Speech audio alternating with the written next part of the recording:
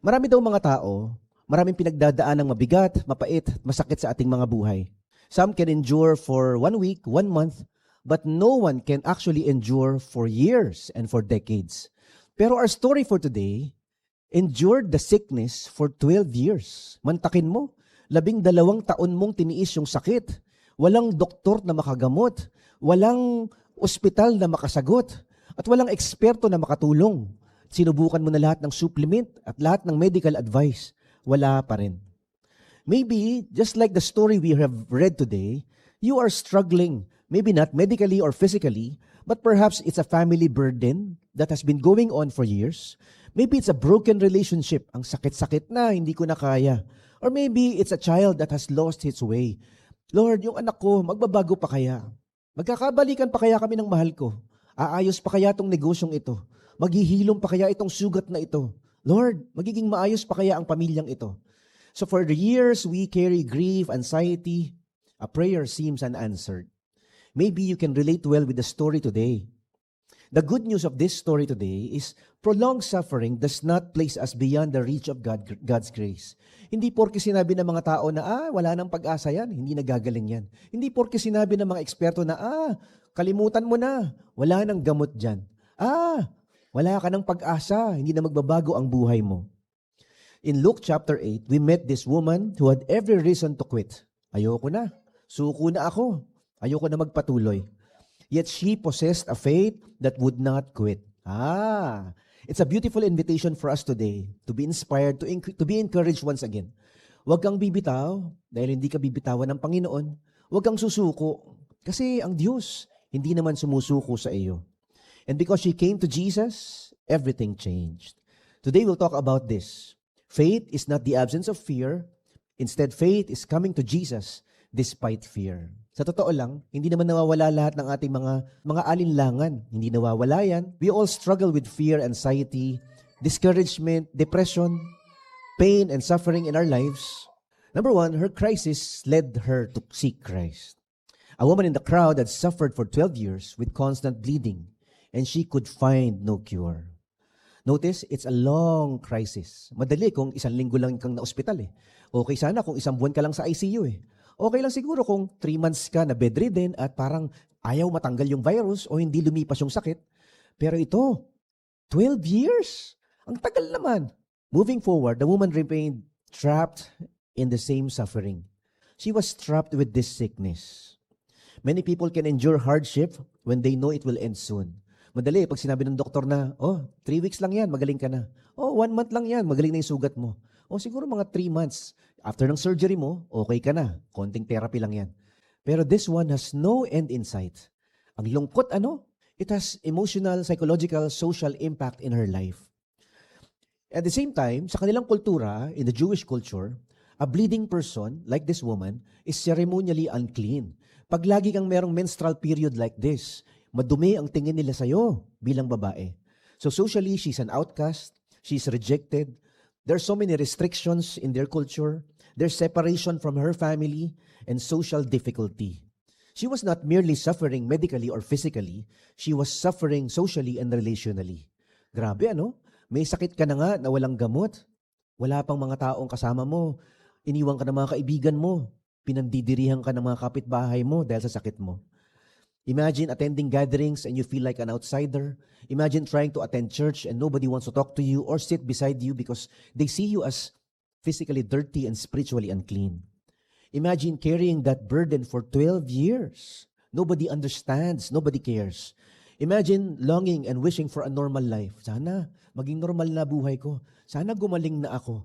May Diyos ba na nakikinig sa akin? May pag-asa pa kaya ako? Marami sa atin, we go through the same things, right? Maybe it's not a medical condition that you're suffering. Maybe it's not a chronic illness. Maybe hindi ka naman sinabihan ng doktor na, wala nang gamot dyan, forever na yan. But some of us carry invisible wounds. Some, we battle against depression. Nobody knows. Only God knows. Some of us are going through grief and loneliness for decades. Some of us are fighting chronic illness or emotional hurts that we suffer in silence. We suffer on our own. We smile on the outside while hurting inside. Naubos na raw lahat ng pera niya. naubos na lahat ng pinundar niya para lang gumaling siya, pero wala pa ring lunas. Siguro nabaon na siya sa utang, siguro binenta niya na yung negosyo niya at yung kanyang mga lupain. Lahat naubos na, wala pa ring gamot. She had done everything she could do, yet nothing changed. Minsan daw, sa buhay natin, before God's miracle and God's grace and God's power will be shown and manifested in our lives, God allows us to go through wilderness and deserts and challenging moments in our lives, not to destroy us, but to deepen us and to invite us to depend on Him. Kasi may hangganan lahat ng ating kakayanan. Nauubos ang pera, nauubos ang talino, nauubos ang ganda, nawawala ang ating lakas, at nakakalimutan lahat ng mga sikat sa buhay natin. Everything that we have, our money, our strength, our beauty, our health, they have limits. But God is unlimited. There comes a moment in the lives of many of us, we discover that money cannot solve every problem, intelligence cannot solve every problem, and determination and skill or your strength cannot solve every problem. Sometimes, God allows us to reach the end of ourselves so that we will discover the sufficiency of Christ and the power of God and the grace of the Lord. Minsan, kailangan natin matikman na, hindi pala ako magaling, kailangan ko pala ng Panginoon. Nauubos pala ang kayamanan, kailangan ko pala ang Diyos. Hindi ko pala alam lahat ng sagot sa mga problema, kailangan ko pala ng Diyos. That is where this woman stands in Luke chapter 8. Ubus na lahat. Sinubukan niya na lahat, wala pa rin. Panginoon na lang talaga ang kailangan niya. She is exhausted, she is discouraged, she is out of options, yet her crisis is about to become the stage upon which God's grace will be displayed. Madalas ganun ang ginagawa ng Panginoon sa buhay natin, Bumabaksak yung ating yabang kasi natutunan natin na, Lord, Ikaw lang pala ang kailangan ko. Nauubos lahat ng ating mga pinangahawakang kala natin ay tatagal. Hindi pala. Kala ko mahal niya ako, iiwan din niya pala ako. Kala ko okay na yung pera ko sa bangko, mauubos din pala. That's where we realize that we need something that is more powerful and more stronger than money, than wealth, than our health, than our knowledge or wisdom. And that is the grace of God. Often, the place we think our story is ending becomes the place where Jesus begins His work. Akala mo, katapusan mo na. Akala mo, wala ka ng pag-asa. Akala mo, wala ng gamot. Akala mo, wala ng solusyon. Pero dun pala papasok ang awa ng Diyos at ang tulong ng Diyos. Sometimes, the sickness and the crisis become opportunities to be close to God, to be dependent on God. Those moments when we are down, when we are desperate and discouraged, when we feel like we have lost everything, God shows up. Once we realize that the blessings of God, they're not God, we come to the blesser instead of the blessing. We understand that life is all about trusting the one who can sustain us, provide for us, and who will care for us. Ito naman yung pangalawa na nangyari sa kwentong ito. Her courage was met with healing from Christ. Coming up behind Jesus, she touched the fringe of His robe. Immediately, the bleeding stopped. She had the courage to approach. Nakakatakot kaya? Nalapitan si Jesus. Ang daming tao, pwede siyang pagtawanan. Maraming bantay, pwede siyang ipagtabuyan. Una, babae siya. Pangalawa, she is declared ceremonially unclean. She is rejected and despised because of her sickness. She was discriminated not only because of her gender during those times, but because of her medical condition. Pinandidirihan siya ng mga tao. Si Jesus, maraming tagasunod. Si Jesus was surrounded by crowds and multitudes. People were pressing on Jesus from every direction, the Bible says. For many people, the crowd would have been enough reason to give up. Daming tao, ayoko na. Haba ng pila, wag na lang kaya. Nako, baka hindi ako pansinin ni Jesus. Nako, baka pagalitan lang ako ng mga bantay niya. She could have looked at the obstacles and decided it was impossible. Faith often looks like taking the next step when every excuse tells us to stop. That is faith. Faith is taking it one step at a time, closer to God, when it is easier to give up. But more often, courageous faith is simply continuing to move towards Jesus when life has been difficult.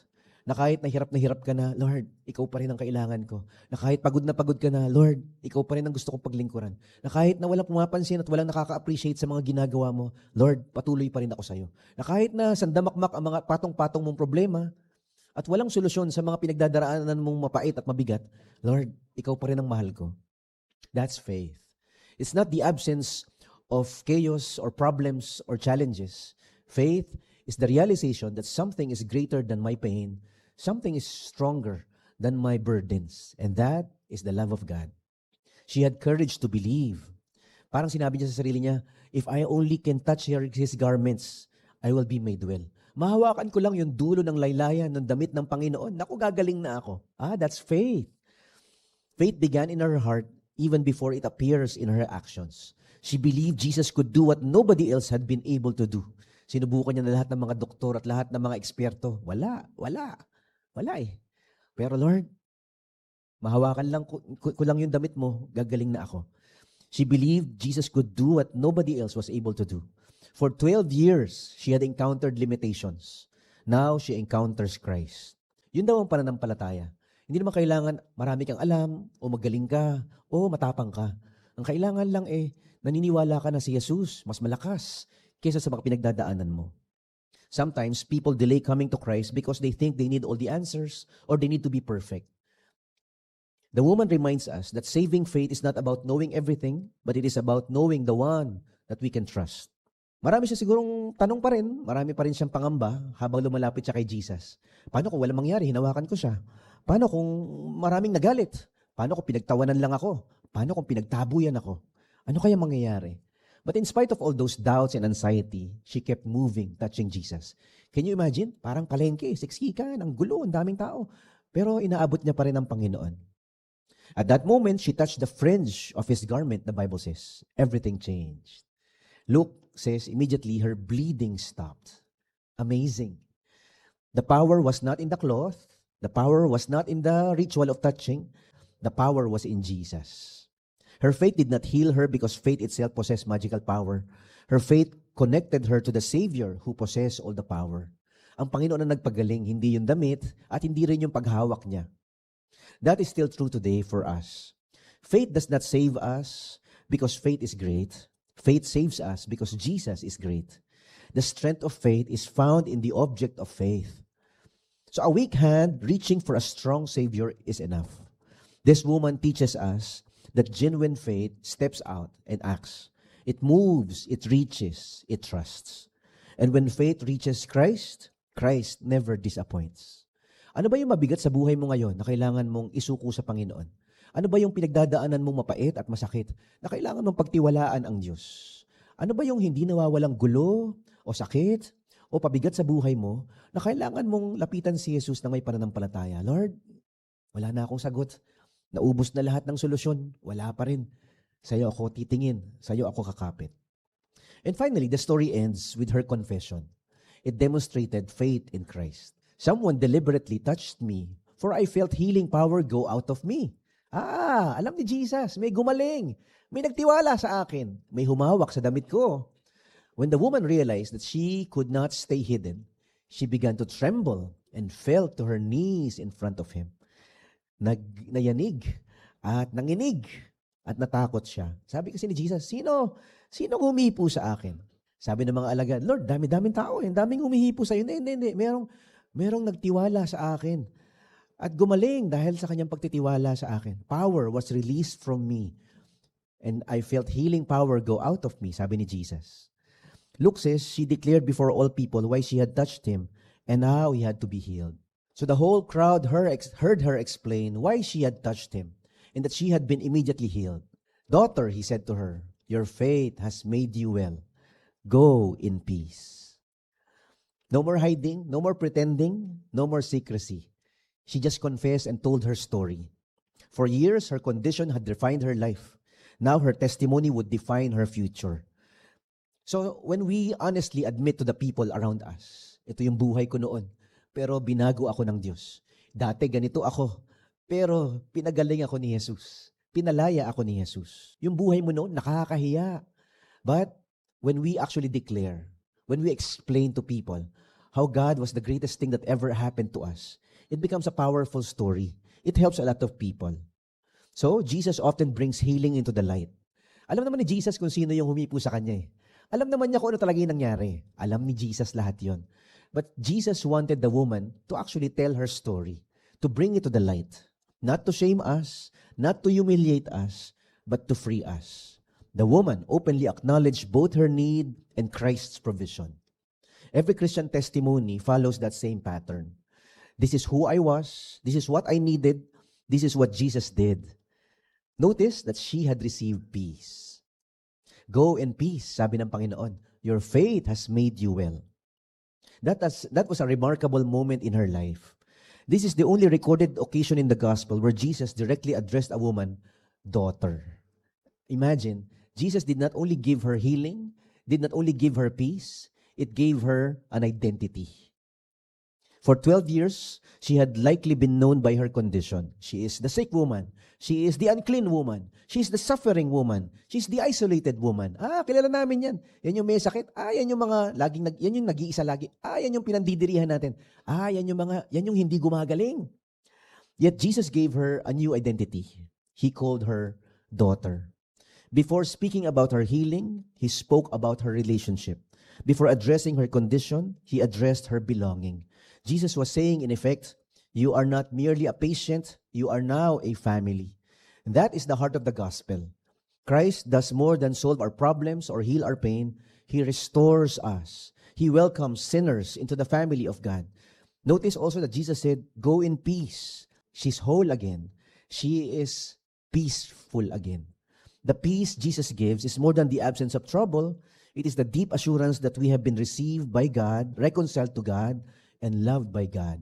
That is the peace that Jesus gives that the world cannot give. Ito daw yung kapayapaan at kapanatagan sa puso mo. Mahal ako ng Diyos, kabilang ako sa Diyos, tanggap ako ng Diyos. Kahit anong kaguluhan ang mangyari sa mundong ito, kahit anong kabigatan ang pagdaanan ko sa buhay na ito, meron akong Panginoon na may hawak sa akin. That's peace that money cannot buy. That's peace and confidence and hope that the world cannot give. That is peace and satisfaction and happiness that no relationship can give. That no trophy or success or applause or wealth can provide. Ito yung ang tamis-tamis ng ngiti mo, wala ka namang maraming pera. Ang sarap-sarap ng tulog mo, wala ka namang kaibigang marami. Ang ganda-ganda ng pamilya mo, saya-saya nyo, hindi naman masarap ang kinakain ninyo. Ang payapa-yapa ng puso mo, hindi naman maganda bahay mo. Hindi naman malaki ang bank account mo. Bakit ka may kapanatagan at kapayapaan? Dahil sa Panginoon. And that is the go in peace teaching for all of us. More than healing, more than wealth, more than blessings, Jesus says, you go in peace. Yung panatag ka, baon ka sa utang, masaya ka pa din. Iniwan ka ng mga mahal mo, ikaw ay may kagalakan na galing sa Panginoon. For 12 years, she carried pain. Now she carried peace. Amazing, ano? Minsan hindi nawawala yung cancer, may cancer ka pa din, pero payapa ka. Minsan hindi pa rin nababayaran yung utang, pero mayroon kang kapayapaan. Minsan hindi ka pa rin bumabalik sa mahal mo, hindi pa rin kayo magkaayos. Iniwan ka pa rin niya, mayroon kang kapayapaan. Hindi pa rin naaayos yung buhay ng anak mo. Ang gulo pa rin ng pamilya mo. Ang sakit-sakit pa din, pero mayroon kang kapayapaan. Because this peace cannot be understood by human understanding. Kasi binigay mo na sa Panginoon. And that is the anchor amidst the storms in our lives. For 12 years, she lived with uncertainty. Now she lived with assurance. For 12 years, she felt excluded. Now she belonged. You are a daughter of God. That is what happens when faith meets Jesus. Ibang klase, ano? Let us remember the journey of this remarkable woman. Perhaps today, you are like this woman. Nakakakonek ka sa kwentong ito. Pastor Mike, parang ganyan din ang kwento ko Maybe you struggle with something that is medical or physical. Maybe it's not medical, but it's emotional. For decades, dala-dala mo yan. Ang sakit-sakit. Maybe it's relational. Di kayo talaga magkasundo kahit anong gawin mo. Nagkakadimandahan na, Lord, hindi maayos itong problemang ito. Or maybe it's spiritual. You have prayed, you have waited, you have hoped, and you have wondered whether anything will ever change. This passage, this story, reminds us that Jesus sees what others overlook. Yung iniiwasan at pinandidirihan at hindi pinapansin ng mga tao, si Jesus, alam niya ang pinagdadaanan mo. He knows every burden, every tear, every disappointment, every hidden wound, every depression, every broken heart. Most importantly, He invites us to come to Him. Come. Kahit maliit lang yung hawakan mo sa damit ko. Kahit konti lang yung pananampalataya mo. Kahit nanginginig pa yung kamay mo, come. Kahit marami kang takot at pangamba, come. Jesus commended her for her faith that healed her, for her little trembling faith that trusted God. The same invitation stands today for all of us. Bring your burden to Jesus. Bring your questions to Christ. Bring your fears to Jesus. Bring your sin to God. Do not allow disappointment, pride, or fear, or delay to keep you from Him. So the woman reached out and touched the edge of His garment. Today, by faith, we reach out to the Savior Himself. The Savior called her daughter and welcomes all who come to Him in repentance and faith. Ganun talaga ang Panginoon, ano? Ang kanyang imbitasyon at paanyaya sa bawat isa sa atin na may dinadalang mabigat. Sa lahat sa atin na pagod na. Sa lahat sa atin na kakaba-kaba at takot na takot. Sa lahat sa atin na punong-puno ng anxiety at discouragement and a lot of stress in our lives, Jesus invites us, come. Do not give up. Do not turn away. Come to Jesus. Trust Jesus. And that's the gracious promise of God. Your faith has made you well. Go in peace. Today we talked about faith is not the absence of fear.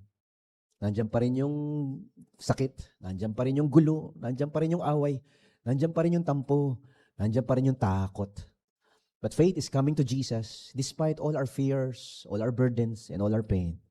Today we talked about 3 powerful, beautiful truths about the story of the woman, the bleeding woman for 12 years that Jesus healed.